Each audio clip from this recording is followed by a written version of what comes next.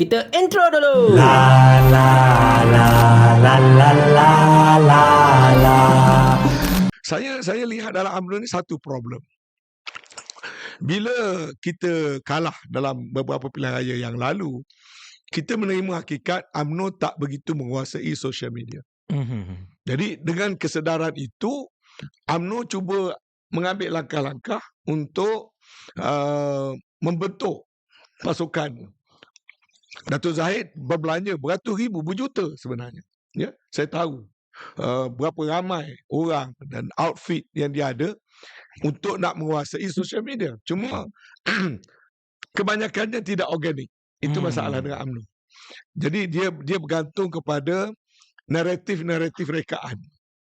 Naratif rekaan itu terpaksa datang dipandu oleh presiden.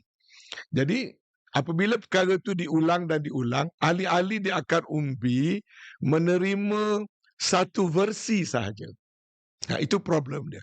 Dan bila dia terima satu versi, bagi setengah-setengah orang, dia anggap perkara itu adalah satu versi yang betul. Nah, ini saya sendiri mengalami situasi ini. Bila saya tahu versi yang disampaikan kepada ahli tak serupa dengan versi sebenar yang kita berada di atas. Berapa tahun misalnya versi bahawasanya Datuk Sri Zahid sudah mula buat jajaran baru, dah duduk berunding dengan Anwar, berunding dengan Anthony Loke. Kita di atas tahu. Tapi kerana nak jaga, orang kata, unity dalam parti, malah kita ingat lagi waktu itu bila kantoi surat yang Datuk Sri Zahid sign, kita yang buat keputusan tidak mahu besarkan perkara itu. Sebab pada waktu itu kita merancang nak membubarkan parlimen pada bulan Disember. Cerita itu meletup pada bulan Oktober. Dan kita di Urustia menafikan, kata oh tidak, surat itu fake. Surat itu sebenarnya tak ada pun dikeluarkan oleh pejabat Selesa Agung. Walaupun kita sendiri dah tahu waktu itu ada satu surat yang original yang Datuk Sri Zahid sign. Ini contoh dia. Jadi orang di bawah dapat maklumat-maklumat yang kadang-kadang tidak benar, dan setengah-setengah pada naratif itu tujuan asalnya kita nak psycho orang. You created half truth. Sometimes you created lies. Tapi akhirnya kita terperangkap. Akhirnya kita percaya dengan our own lies. You created lies and finally you believe in your own lies. That's the problem. Jadi balik pada isu yang terbaru, ya, Datuk, Yang pasal haram UMNO. yang kata mengharamkan UMNO ni, cerita ni dah berapa kali keluar. Sebenarnya saya berani menyatakan tu kerana sebagai orang yang berada di tengah-tengah episod the so-called pengharaman, tapi saya juga ada akses direct pada Tun Mahathir. Saya ada akses direct pada Muhyiddin. Saya juga ada akses direct pada pemimpin-pemimpin UMNO. Jadi saya merujuk kepada orang yang berkenaan. Nak dapat satu cerita yang sebenar lah. Yang sebenarnya. Direct to the source kan kiranya. Direct from daripada the horse's mouth, kan. Jadi rumusan yang boleh saya buatnya begini, ya. Cerita ni direka untuk nak menggambarkan Datuk Zahid ni lah champion yang menyelamatkan UMNO. Ya. Jadi ditambah cerita tu ada sikit, dimasukkan Ajinomotonya lebih supaya lebih menyelerakan, ya. Apa yang berlaku bila saya cross check, ya, bila cross check berkali-kali, tidak timbul cerita kata ada keputusan untuk nak mengharamkan UMNO. Cara Dr. Mahathir berpolitik pernah dicadangkan supaya diharamkan DAP. Waktu saya dalam kerajaan pernah berkali-kali dicadangkan untuk mengharamkan PAS. Apa Mahathir jawab secara konsisten? Dalam politik, kita kena selesai cara politik. Kalau kita cuba mengharamkan, mungkin penentangan kepada kita akan datang secara underground. Betul. Yang lebih sulit. Sedangkan kita boleh menghadapi mereka. Jadi saya tahu, falsafah Dr. Mahathir tak pakai ni, nak mengharam-mengharam ni. Dia tak ambil shortcut lah. Dia tidak akan ambil shortcut. That is not Mahathir. Ya? Jadi, tapi bila Datuk Zahid buat klaim begitu, saya pergi jumpa Tun lah. Saya jumpa Tun, takut-takut berbeza dengan apa yang saya tengok pendirian Tun. Dan Tun cerita penuh apa sebenarnya dia cakap. Tapi sama sekali tidak ada keputusan untuk nak mengharamkan, kemudian Anwar Ibrahim datang sebagai penyelamat. Itu completely bohong. Ya. Maknanya ada rancangan nak mengharamkan, kemudian Anwar Ibrahim datang menyelamatkan.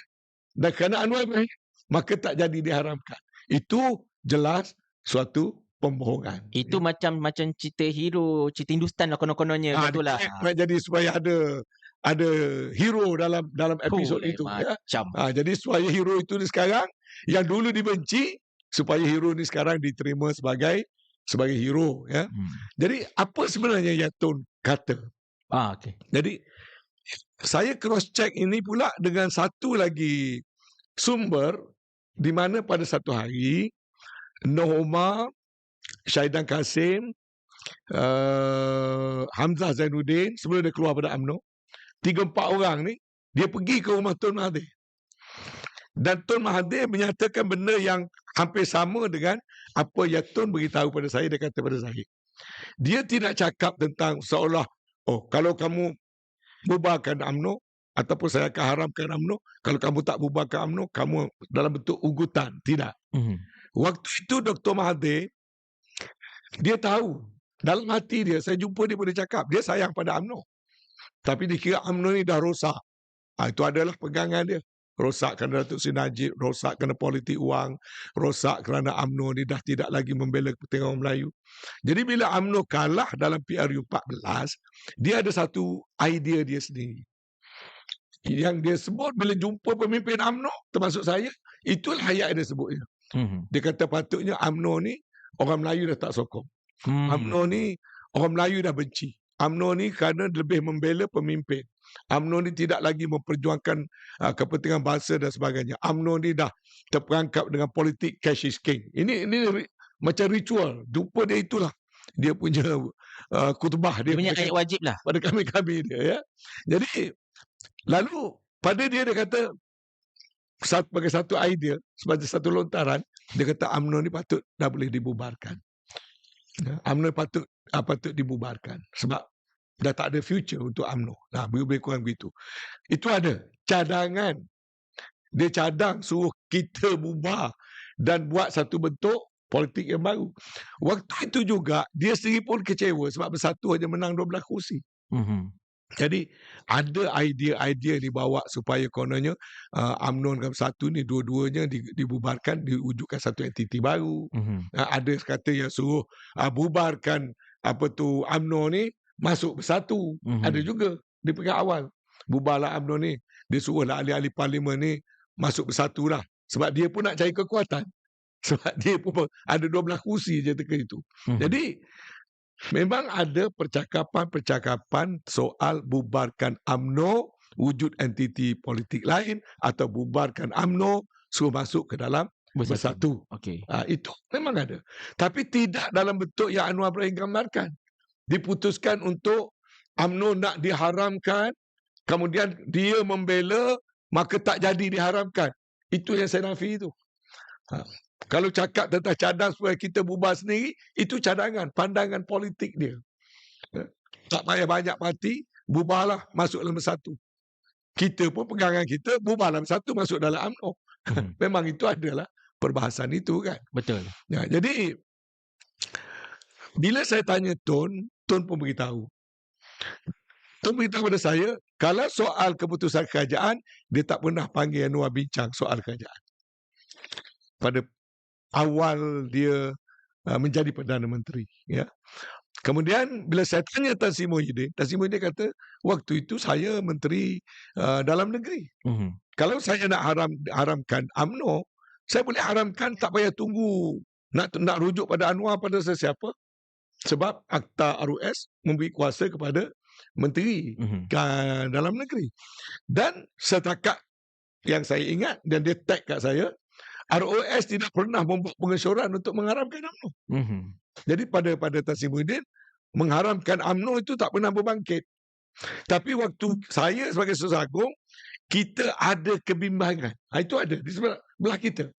Kita bimbang, kita takut-takut setelah kita dah kalah, UMNO cuba diharamkan. Sebab apa? Sebab kita tahu kita memang ada buat kesilapan.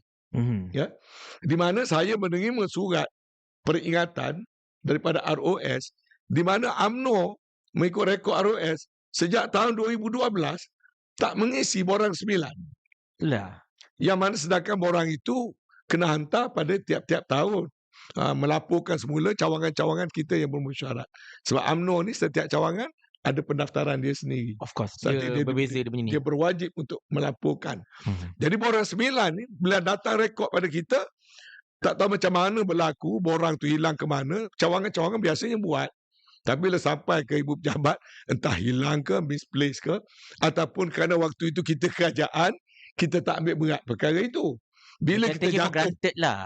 take for granted. Jadi bila kita jatuh sebagai kerajaan, memang kita ada kebimbangan. Bila ROS memperingatkan kita daripada 2012 sampai 2018, kita tak menyiapkan borang 9 tu. Sehingga saya terpaksa membuat satu pasukan 30-40 orang mengisi borang-borang, kutip balik sampailah masa Perhimpunan Agung 2019, kita menghantar borang-borang tu dengan lori ke pejabat ROS. Berapa kotak yang tu? backdated. Ya, waktu banyak kotak.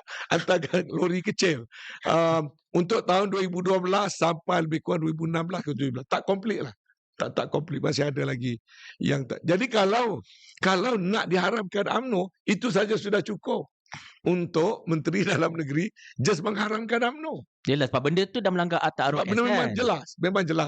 Memang jelas sekali. Boleh dia, persatuan yang tidak mengemukakan laporan-laporan itu boleh diharamkan. Dan ada persatuan pertubuhan yang dibuat begitu. Jadi ringkasnya ialah pada saya, kita fikir itu dari segi fakta. Ya. Cuba kita ambil dari segi logik. Kalau yang betul yang nak mengharamkan UMNO ini Tun Mahathir dan Muhyiddin, dan yang menyelamatkan UMNO adalah Anwar, kenapa bila bertembung politik kita sokong Mahathir dan sokong Muhyiddin? Ini soalan saya pada pemimpin yang reka cerita ni. Tadi saya beritahu dari segi fakta. Saya tanya Muhyiddin menafikan. Saya tanya Dr. Mahathir menafikan. Saya tanya Noh Umar dan kawan-kawan yang pergi ke rumah Mahathir, konsisten dengan 3 orang tadi. Jadi dari segi fakta pada saya, cakap nak haram UMNO tu jelas pembohongan. Anwar Ibrahim yang menyelamatkan adalah pembohongan. Kemudian kita ambil dari segi logiknya pula, supaya orang UMNO kita dapat berfikir. Kalau betul yang nak mengharamkan UMNO tu Mahathir dan Muhyiddin, yang menyelamatkan UMNO tu pula kononnya Anwar Ibrahim, kenapa waktu Anwar Ibrahim bertempur dengan Muhyiddin dan juga Tun Mahathir, kenapa kita sign SD sokong Mahathir? Ini masih cerita langkah Sheraton lah kan? Sebelum langkah Sheraton. Sebelum langkah Sheraton kan kita semua sign SD sokong supaya kerana Anwar Ibrahim cukup 2 tahun, dia nak minta jadi Perdana Menteri. Yes, kita tu. Ya, jadi grup yang pro Tun Mahathir tak nak bagi pada Anwar. Kemudian UMNO masuk dalam episod itu bila ada keretakan di dalam PH ketika itu. Jadi kalau betul Anwar Ibrahim yang menyelamatkan kita, macam mana pula kita sign SD pergi sokong Mahathir? Kerana bila Mahathir pula letak jawatan, kita sign SD sokong Muhyiddin. Secara logiknya, kalau Anwar Ibrahim sebagai penyelamat, daripada dululah patut kita sokong Anwar Ibrahim. Tapi kita tak menyokong Anwar Ibrahim. Malah kita bawa pula usul dalam Perhimpunan Agung, timbullah isu no Anwar no DAP. Jadi kenapa sekarang timbul cerita dah Anwar sebenarnya hero, Tun Mahathir Muhyiddin sebenarnya penjahat? Pada saya afterthought. Bila benda tu dah berlaku, dah keadaan sekarang, kerana sekarang ini kita nak kena pujuk orang UMNO supaya sokonglah DAP, sokonglah Anwar Ibrahim, maka di create narrative sebenarnya this is the hero that we must support. Tapi kan Tan Sri kan, macam saya kan terfikir tau, sebab macam Tan Sri kata tadi, afterthought, benda yang orang kata apa, Allahumma salli ala Muhammad, yang diorang macam berfikir kemudian, macam benda tu tidak masuk dalam narasi awal, dia macam terfikir tambahlah kan. Diorang tak terfikir ke yang kita ni, rakyat Malaysia ni, ataupun orang-orang UMNO sebagai contohnya, adakah dia berfikiran bahawa kita ini tak cerdik, tak boleh nak check balik all the Itulah facts, sebab check. dia orang kata you can cheat some people sometime, you can cheat some people all the time. Kata yang dah terlalu bangap sangat tu. But you cannot cheat all the people all the time.